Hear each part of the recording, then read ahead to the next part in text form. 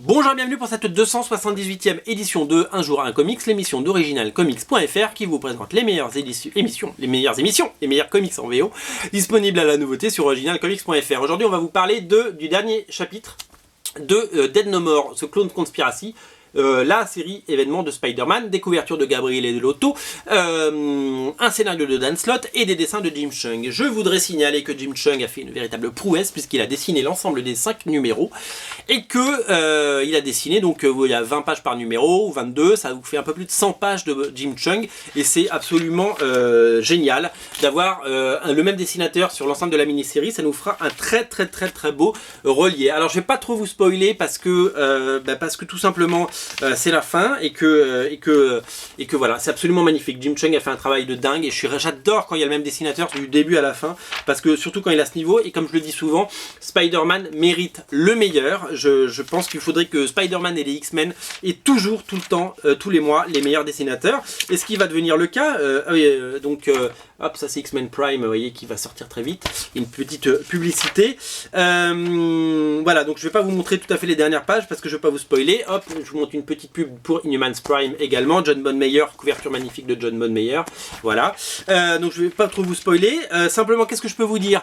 Que cette série tient ses promesses. C'est aussi un peu le champ du signe pour Dan Slott. On dirait qu'il va pas forcément rester encore 107 ans. Mais bon, il est quand même annoncé encore sur la série Amazing Spider-Man.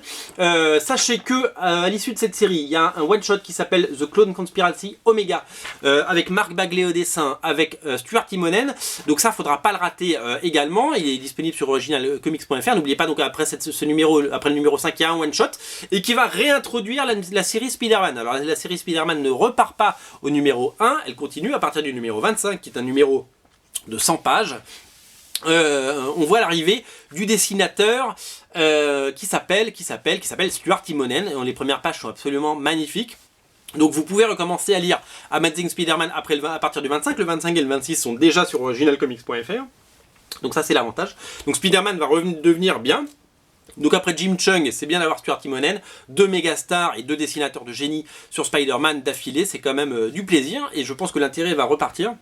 Donc c'est des numéros qu'on a poussés sur originalcomics.fr. Vous pouvez y aller sur Amazing Spider-Man, on a ce qu'il faut. L'autre chose que je peux vous dire, c'est que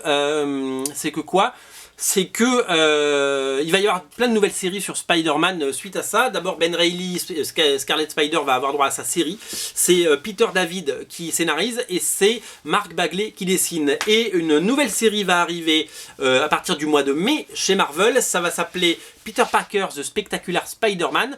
Au scénario, ce sera Chip Zdarsky, vous savez, le gars qui a fait Howard the Duck et qui dessine la série Sex Criminal, qui est scénariste également et qui va scénariser la nouvelle série Spider-Man qui va se centrer sur Peter Parker. Et on va avoir également Adam Kubert au dessin. Voilà, on va avoir beaucoup de qualité sur Spider-Man dans les prochaines semaines et je suis vraiment ravi parce que ça le mérite tout simplement. Voilà, le 5e numéro est disponible. Ne ratez pas la conclusion, le Omega qui est disponible sur originalcomics.fr. Vous prenez les deux, comme ça on n'en parle plus.